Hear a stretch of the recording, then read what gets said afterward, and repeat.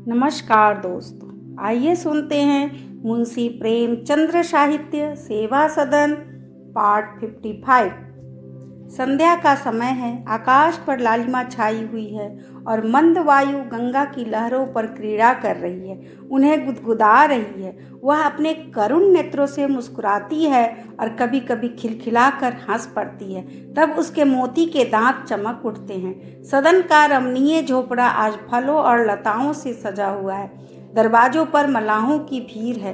अंदर उनकी स्त्रियां बैठी सोहर गा रही है। आंगन में भट्टी खुदी हुई है और बड़े बड़े हंडे चढ़े हुए हैं। आज सदन के नवजात पुत्र की छठी है। यह उसी का उत्सव है। लेकिन सदन बहुत उदास दिखाई देता है। वह सामने के चबूतरे पर बैठा हुआ गंगा की ओर देख रहा है। उसके हृदय में विचार की लहरें उठ रही हैं। ना, वह लोग ना आएंगे। आना होता तो अच्छा दिन बीत गए, आना जाते। यदि मैं जानता कि वे न आएंगे तो मैं चाचा से भी यह समाचार न कहता। उन्होंने मुझे मरा हुआ समझ लिया है। वह मुझसे कोई सरोकार रखना नहीं चाहते।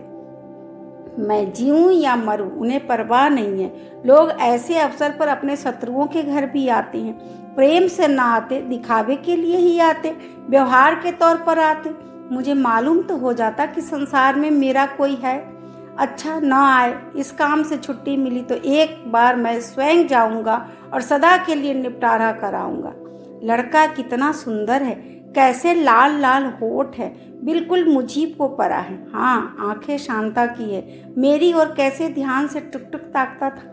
दादा को तो मैं नहीं कहता, लेकिन अम्मा उसे देखे तो एक बार गोद में अवश्य ही ले ले। एकाएक सदन के मन में यह विचार हुआ, अगर मैं मर जाऊं तो क्या हो? इस बालक का पालन कौन करेगा? कोई नहीं। नहीं, मैं मर जाऊं तो दादा को अवश्य उस पर दया आएगी। वह इतने निर्दयी नहीं हो सकते। जरा देखूं सेविंग बैंक में मेरे कितने रुपए हैं। अभी 1000 भी पूरे नहीं। ज़्यादा नहीं, अगर 50 रुपये महीना भी जमा करता जाऊं तो साल भर में 600 हो जाएंगे। जो ही 2000 पूरे हो जाएंगे, घर बनवाना शुरू कर दूंगा। 2 कमरे सामने, 5 कमरे भीतर, दरवाजे पर मोहराबादार साइबान, पटाव के ऊपर 2-2 कमरे हो तो मकान अच्छा हो। कुर्सी ऊंची रहने से घर की शोभा बढ़ जाती है। कम से कम 5 फुट की कुर्सी दूंगा। सदन इन्हीं कल्पनाओं का आनंद ले रहा था। चारों ओर अंधेरा छाने लगा था कि इतने में उसने सड़क की ओर से एक गाड़ी आती दिखाई देखी। उसकी दोनों लालटेनें बिल्ली की आंखें की तरह चमक रही थी। कौन आ रहा है? चाचा साहब के सिवा और कौन होगा? मेरा और है ही कौन? इतने में गाड़ी निकट आ गई और उसमें से मदन सिंह उतरे।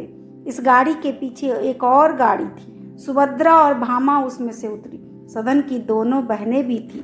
जीतन कोच बक्स पर से उतरकर लालटेन दिखाने लगा। सदन इतने आदमियों को उतरते देखकर समझ गया कि घर के लोग आ गए, पर वह उनसे मिलने के लिए नहीं दौड़ा। वह समय बीत चुका था जब वह उन्हें मनाने जाता। अब उसके मान करने का समय आ गया था। वह चबूतरे पर से उठकर झोपड़े में चला गया, मानो उसने किसी को देखा ही नहीं। उसने मन में कहा, ये लोग समझते होंगे कि इनके बिना मैं बेहाल हुआ जाता हूँ, पर उन्हें जैसे मेरी परवाह नहीं, उसी प्रकार मैं भी इनकी परवाह नहीं करता। सदन झोपड़े में जाकर ताक रहा था कि देखे ये लोग क्या करते हैं। इतने में उसने जीतन को दरवाजे पर आकर पुकारते हुए देखा। कई मल्लाह इधर उधर से दौड़े। सदन बाहर निकल आया और दूर से ही अपनी माता को प्रणाम करके किनारे खड़े हो गया। मदन सिंह बोले, तुम तो इस तरह खड़े हो मानो हमें पहचानते ही नहीं। मेरे न सही, पर माता के चरण छूकर आशीर्वाद तो ले लो। सदन, मेरे छू लेने से आपका धर्म बिगड़ जाएगा। मदन सिंह ने भाई की ओर देखकर कहा, देखते हो इसकी बात? मैं तो तुमसे कहता था कि वह हम लोगों को भूल गया होगा, लेकिन तुम खींच लाए। अपने माता पिता के द्वार पर खड़े देखकर भी इसे दया नहीं आती। भामा ने आगे बढ़कर कहा, बेटा सदन, दादा के चरण छुओ। तुम बुद्धिमान होकर ऐसी बातें करते हो। सदन अधिक मान न कर सका। आंखों में आंसू भरे पिता के चरणों पर गिर पड़ा। मदन सिंह रोने लगे। इसके बाद वह माता के चरणों पर गिरा। भामा ने उठाकर छाती से लगा लिया और आशीर्वाद दिया। प्रेम, भक्ति और क्षमा का कैसा मनोहर, कैसा दिव्य, कैसा आनंदमय दृश्य है माता पिता का हृदय प्रेम से पुलकित हो रहा है और पुत्र के हृदय सागर में भक्ति की तरंग उठ रही है। इसी प्रेम और भक्ति की निर्मल ज्योति के हृदय की अंधेरी कोठरियां प्रकाशपूर्ण हो गई है। मिथ्याभिमान और लोक लज्जा या भय रूपी कीट पतंग वहां से निकल गए हैं। अब वहां न्याय, प्रेम, सद्व्यवहार का निवास है। आनंद के मारे सदन के पैर जमीन पर नहीं पड़ते। वह अब मल्लाहों को कोई न कोई काम करने का हुक्म देकर दिखा रहा है कि मेरा यहाँ कितना रोब है। कोई चारपाई निकालने जाता है, कोई बाजार दौड़ा जाता है कि मदन सिंह फूले नहीं समाते और अपने भाई के कानों में कहते हैं, सदन तो बड़ा चतुर निकला। मैं तो समझता था किसी तरह परा दिन काट रहा होगा, पर यहाँ तो उसका बड़ा ठाठ है। इधर भामा और सुभद्रा भीतर गई। भामा चारों ओर चकित होकर देखती थी। कैसी सफाई है, सब चीज़ें ठिकाने से रखी हुई है। इसकी बहन गुणवान मालूम होती है। वह सौरी गृह में गई तो शांता ने अपने दोनों सासों के चरण स्पर्श किए। भामा ने बालक को गोद में लिया। उसे ऐसा मालूम हुआ मानो वह कृष्ण का ही अवतार है। उसकी आंखों से आनंद के आंसू बहने लगे। थोड़ी देर में मदन सिंह से आकर कहा, और जो कुछ हो, पर तुमने बहु बड़ी रूपवती पाई है। गुलाब का फूल और बालक तो साक्षात भगवान का अवतार ही है। मदन सिंह, ऐसा तेजस्वी न होता तो मदन सिंह को खींच कैसे लाता? भामा, बहु बड़ी सुशील मालूम होती है। मदन सिंह, तभी तो सदन ने उसके पीछे माँ बाप को त्याग दिया था। सब लोग अपनी अपनी धुन में मगन थे, पर किसी को सुधि न थी कि अभाग्नि सुमन कहाँ है। सुमन गंगा तट पर संध्या करने गई थी। जब वह लौटी तो उसे झोपड़े के द्वार पर गाड़ियां खड़ी दिखाई दी। दरवाजे पर कई आदमी बैठे थे। पदम सिंह को पहचाना, समझ गई कि सदन के पिता आ गए हैं। वह आगे न बढ़ सकी। उसके पैरों में बेड़ी सी पड़ गई। उसे मालूम हो गया कि अब यहाँ मेरे लिए स्थान नहीं है, अब यहाँ से मेरा नाता टूटता है। वह मूर्तिवत खड़ी सोचने लगी कि कहाँ जाऊँ। इधर 1 मास से शांता और सुमन में बहुत मनमुटाव हो गया था। वही शांता जो विधवा आश्रम में दया और शांति की मूर्ति बनी हुई थी, अब सुमन को जलाने और रुलाने पर तत्पर रहती थी। उम्मीदवारी के दिनों में हम जितने विनयशील और कर्तव्य परायण होते हैं, उतने ही अगर जगह पाने पर बने रहें तो हम देवतुल्य हो जाएं। उस समय शांता को सहानुभूति की जरूरत थी। प्रेम की आकांक्षा ने उनके चित्त को उदार, कोमल, नम्र बना दिया था। पर अब अपना प्रेम रत्न पाकर किसी दरिद्र से धनी हो जाने वाले मनुष्य की भांति उसका हृदय कठोर हो गया था। उसे यह भय खाया जाता था कि सदन कहीं सुमन के जाल में न फंस जाए। सुमन के पूजा पाठ, सदा भक्ति की उसकी दृष्टि में कुछ भी मूल्य न था। वह इसे पाखंड समझती थी। सुमन सिर में तेल मलने या साफ कपड़ा पहनने के लिए तरस जाती थी। शांता इसे समझती थी। वह सुमन के आचार व्यवहार को बड़ी तीव्र दृष्टि से देखती रहती थी। सदन से जो कुछ कहना होता सुमन शांता से कहती। यहाँ तक कि शांता भोजन के समय भी रसोई में किसी न किसी बहाने आ बैठती थी। वह अपने प्रसव काल के पहले सुमन को किसी भांति वहां से टालना चाहती थी, क्योंकि सौरी गृह में बंद होकर वह सुमन की देखभाल न कर सकेगी। उसे और सब कष्ट सहना मंजूर था, पर यह दाह न सही जाती थी। लेकिन सुमन सब कुछ देखते हुए भी देखती न थी, सह कुछ सुनते हुए भी कुछ न सुनती थी। नदी में डूबते हुए मनुष्य के समान वह इस तिनके के सहारे को भी छोड़ न सकती थी। वह अपना जीवन मार्ग स्थिर न कर सकती थी। पर इस समय सदन के माता पिता को यहाँ देखकर उसे यह सहारा छोड़ना पड़ा। इच्छा शक्ति जो कुछ न कर सकती थी वह इस अवस्था में कर दिखाया। वह पांव दबाती हुई धीरे धीरे झोपड़े के पिछवाड़े आई और कान लगाकर सुनने लगी कि देखूं यह लोग मेरी कुछ चर्चा तो नहीं कर रहे हैं। आध घंटे तक वह इसी प्रकार खड़ी रही। भामा और सुभद्रा इधर उधर की बातें कर रही थी। अंत में भामा ने कहा, क्या अब इसकी बहन यहाँ नहीं रहती? सुभद्रा, रहती क्यों नहीं? वह कहाँ जाने वाली है? भामा, दिखाई नहीं देती। सुभद्रा, किसी काम से गई होगी, घर का सारा काम तो वही संभाले हुए है। भामा, आए तो कह देना कि कहीं बाहर लेट रहे, सदन उसी का बनाया खाता होगा। शांता सौरी गृह में से बोली, नहीं, अभी तक तो मैं ही बनाती रही हूँ, आजकल वह अपने हाथ से बना लेते हैं। भामा, तब भी घड़ा बर्तन तो वह छूती ही रही होगी, यह घड़ा फेंकवा दो, बर्तन फिर से धुल जाएंगे। सुभद्रा, बाहर कहाँ सोने की जगह है? भामा, हो चाहे ना हो, लेकिन यहाँ मैं उसे सोने न दूंगी। वैसी स्त्री का क्या विश्वास, सुभद्रा, नहीं दीदी, वह अब वैसी नहीं है, वह नेम धर्म से रहती है। अमर, चलो, यह बड़ी नेम धर्म से रहने वाली है। 7 घाट का पानी पी के आज नेम वाली बनी है। देवता की मूरत टूट कर फिर नहीं जुड़ती। वह अब देवी बन जाए तब भी मैं विश्वास न करूं। सुमन इससे ज्यादा न सुन सकी। उसे ऐसा मालूम हुआ मानो किसी ने लोहा लाल करके उसके हृदय में चुभा दिया। उल्टे पांव लौटी और उसी अंधकार में एक ओर चल पड़ी। अंधेरा खूब छाया हुआ था, रास्ता भी अच्छी तरह ना सूझता था, पर सुमन गिरती पड़ती चली जाती थी, मालूम नहीं कहाँ किधर। वह अपने होश में न थी। लाठी खाकर घबराए हुए कुत्ते के समान वह मूर्छावस्था में लुढ़कती जा रही थी। संभलना चाहती थी पर संभल न सकती थी, यहाँ तक कि उसके पैरों में एक बड़ा सा कांटा चुभ गया।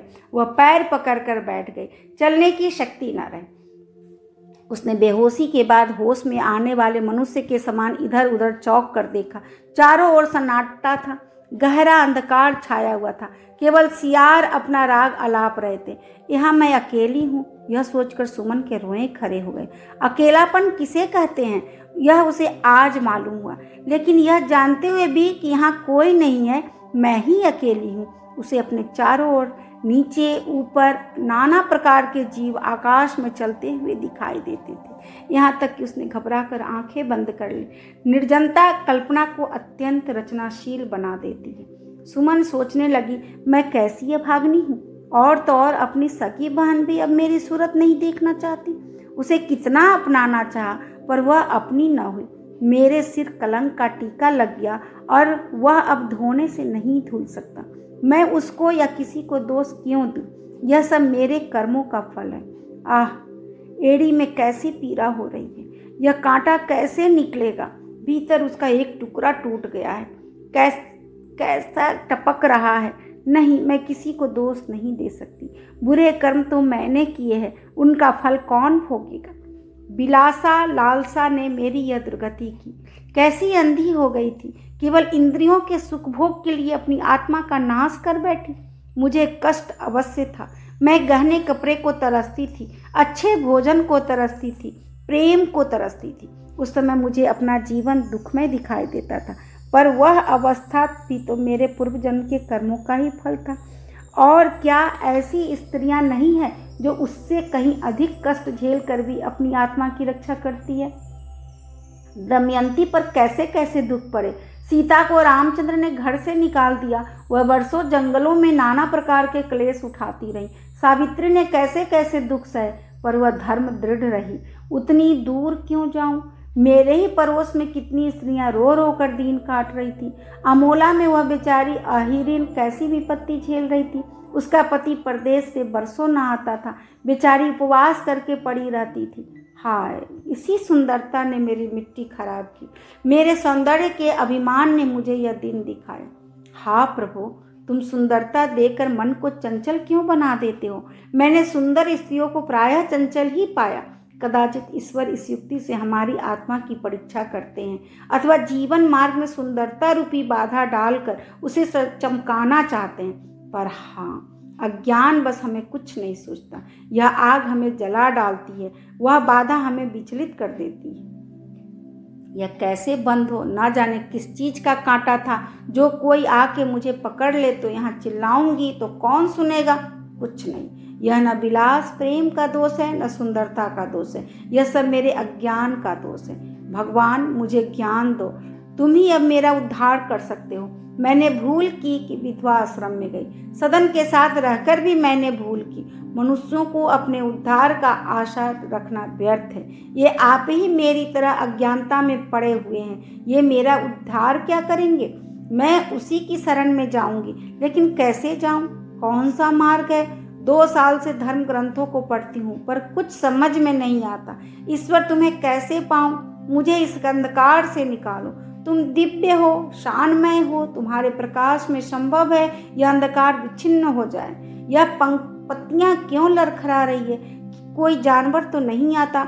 नहीं, कोई अवश्य आता है। सुमन खड़ी हो गई, उसका चित्त दृढ़ था, वह निर्भय हो गई थी। सुमन बहुत देर तक विचारों में मगन रही, उसके हृदय को शांति न होती थी। आज तक उसने इस प्रकार कभी आत्म विचार नहीं किया था। इस संकट में पड़कर उसकी सदिच्छा जागृत हो गई थी।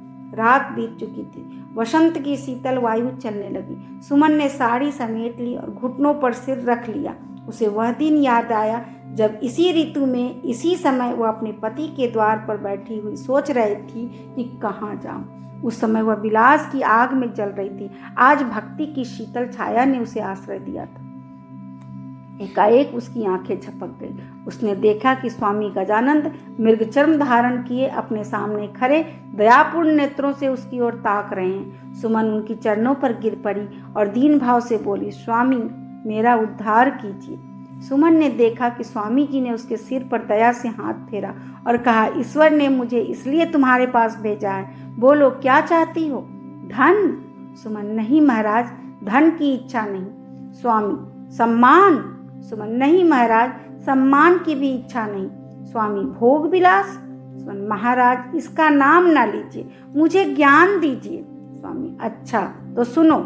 सतयुग में मनुष्य की मुक्ति ज्ञान से होती थी, त्रेता में सत्य से, द्वापर में भक्ति से, पर इस कलयुग में इसका केवल एक ही मार्ग है और वह है सेवा। इसी मार्ग पर चलो, तुम्हारा उद्धार होगा। जो लोग तुमसे भी दीन दुखी दलित है उनकी शरण में जाओ और उनका आशीर्वाद तुम्हारा उद्धार करेगा। कलयुग में परमात्मा इसी दुख सागर में वास करते हैं। सुमन की आंखें खुल गई। उसने इधर उधर देखा। उसे निश्चय था कि मैं जागती थी। इतनी जल्दी स्वामी जी कहाँ अदृश्य हो गए? अकस्मात उसे ऐसा प्रतीत हुआ कि सामने पैरों के नीचे स्वामी जी लालटेन लिए खड़े हैं। वह उठकर अंगड़ाती उनकी ओर चली।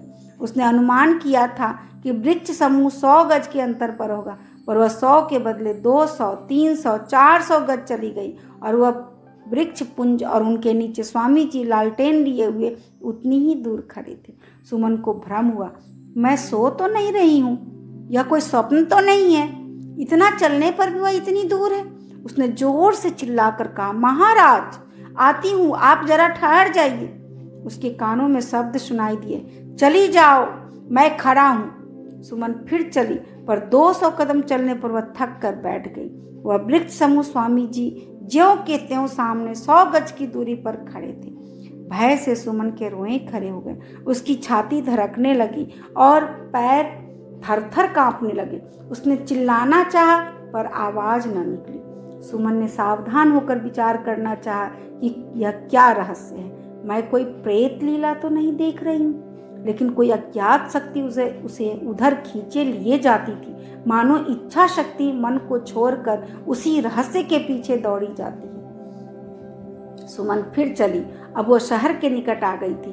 उसने देखा कि स्वामी जी एक छोटी सी झोपड़ी में चले गए और वृक्ष समूह अदृश्य हो गया। सुमन ने समझा यही उनकी कुटी है। उसे बड़ा धीरज हुआ, अब स्वामी जी से अवश्य भेंट होगी, उन्हीं से यह रहस्य खुलेगा। उसने कुटी के द्वार पर जाकर कहा, स्वामी जी मैं हूँ सुमन। यह कुटी गजानंद की ही थी, पर वह सोए हुए थे। सुमन को कुछ जवाब न मिला। सुमन ने साहस करके कुटी में झांका। आग जल रही थी और गजानंद कंबल ओढ़े सो रहे थे। सुमन को अचंभा हुआ कि यह अभी चले आते हैं, इतनी जल्दी सो कैसे गए और वह लालटेन कहाँ चली गई? जोर से पुकारा, स्वामी जी। गजानंद उठ बैठे और विस्मित नेत्रों से सुमन को देखा। वह 1 मिनट तक ध्यानपूर्वक उसे देखते रहे, तब बोले, कौन? सुमन।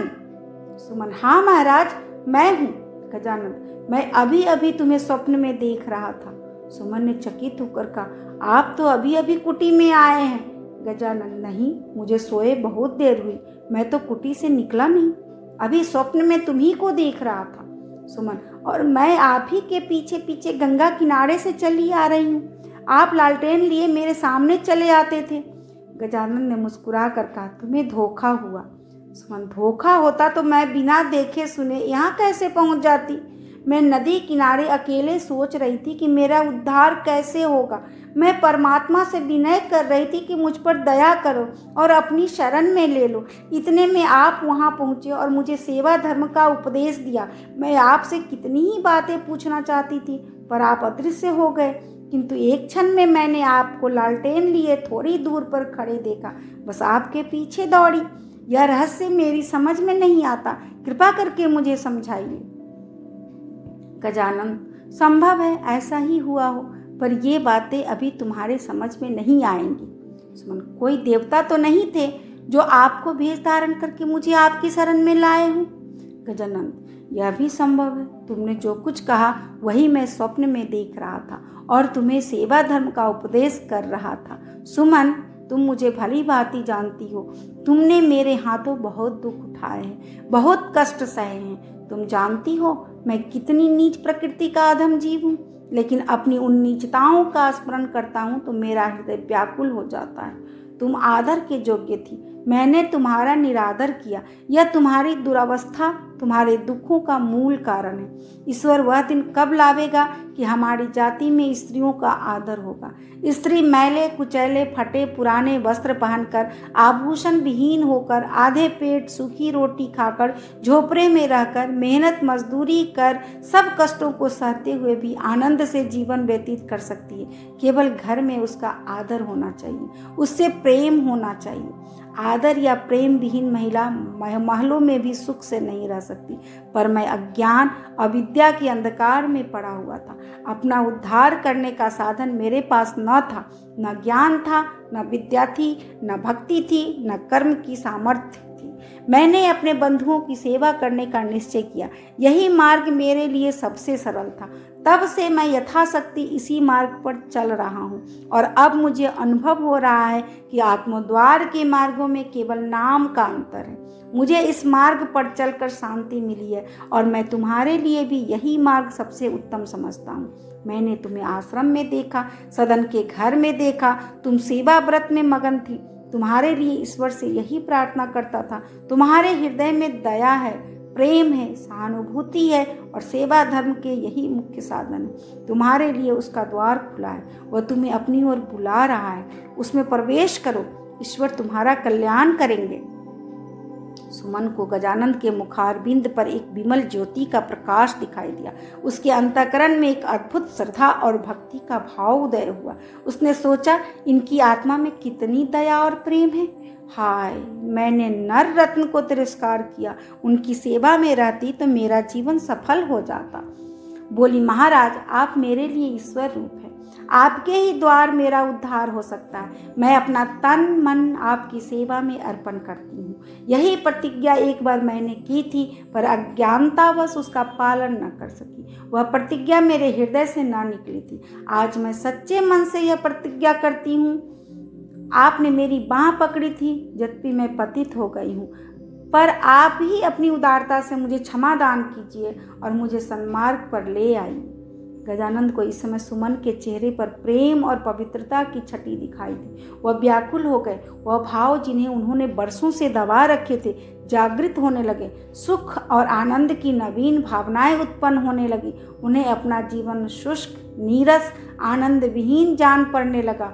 वह इन कल्पनाओं से भयभीत हो गए। उन्हें शंका हुई कि यदि मेरे मन में यह विचार ठहर गए तो मेरा संयम, वैराग्य और सेवा व्रत इसके प्रवाह में तृण के समान ही बह जाएंगे। वह बोल उठे, तुम्हें मालूम है कि यहाँ एक अनाथालय खोला गया है? सुमन, हाँ, इसकी कुछ चर्चा सुनी थी। गजानन, इस अनाथालय में विशेषकर वही कन्याएं हैं जिन्हें वेश्याओं ने हमें सौंपा है। कोई 50 कन्याएं होंगी। सुमन, यह आपके ही उपदेशों का फल है? गजानन, नहीं, ऐसा नहीं है। इसका संपूर्ण श्रेय पंडित पदम सिंह को है। मैं तो केवल उनका सेवक हूँ। इस अनाथालय के लिए एक पवित्र आत्मा की आवश्यकता है और वह तुम ही हो, वह आत्मा हो। मैंने बहुत ढूंढा पर कोई ऐसी महिला न मिली जो यह काम प्रेम भाव से करे, जो कन्याओं को माता की भांति पालन करे और अपने प्रेम से अकेली उनकी माताओं का स्थान पूरा कर दे। वह बीमार पड़े तो उसकी सेवा करे, उनके फोड़े फुंसियाँ मल मूत्र देखकर घृणा न करें और अपने व्यवहार से उनमें धार्मिक भावों का संचार कर दे कि उनके पिछले कुसंस्कार मिट जाए और उनका जीवन सुख से कटे। वात्सल्य के बिना यह उद्देश्य पूरा नहीं हो सकता। ईश्वर ने तुम्हें ज्ञान और विवेक दिया है। यह तुम्हारे उद्देश्य हृदय में दया है, करुणा है, धर्म है और तुम ही इस कर्तव्य का भार संभाल सकती हो। मेरी प्रार्थना स्वीकार करोगी? सुमन की आंखें सजल हो गई। मेरे विषय में एक ज्ञानी महात्मा का यह विचार है, यह सोचकर चित्त गदगद हो गया। उसे स्वप्न में भी ऐसी आशा न थी कि उस पर इतना विश्वास किया जाएगा और उसे सेवा का ऐसा महान गौरव प्राप्त होगा। उसे निश्चय हो गया कि परमात्मा ने गजानंद को यह प्रेरणा की है। अभी थोड़ी देर पहले वह किसी बालक को कीचड़ लपेटे देखती थी, उसकी ओर से मुंह फेर लेती, पर गजानंद ने उस पर विश्वास करके उस घृणा को जीत लिया था, उसमें प्रेम का संचार कर दिया।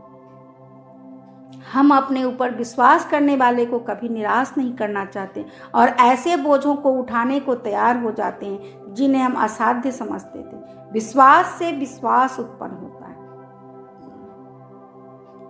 सुमन ने अत्यंत विनीत भाव से कहा, आप लोग मुझे इस योग्य समझते हैं, यह मेरा परम सौभाग्य है। मैं किसी के कुछ काम आ सकूं, किसी की सेवा कर सकूं, यह मेरी परम लालसा थी। आपकी बताए हुए आदर्श तक मैं पहुंच न सकूंगी, पर यथाशक्ति मैं आपकी आज्ञा का पालन करूंगी। यह कहते कहते सुमन चुप हो गई। उसका सिर झुक गया और आंखें टपटपा गई।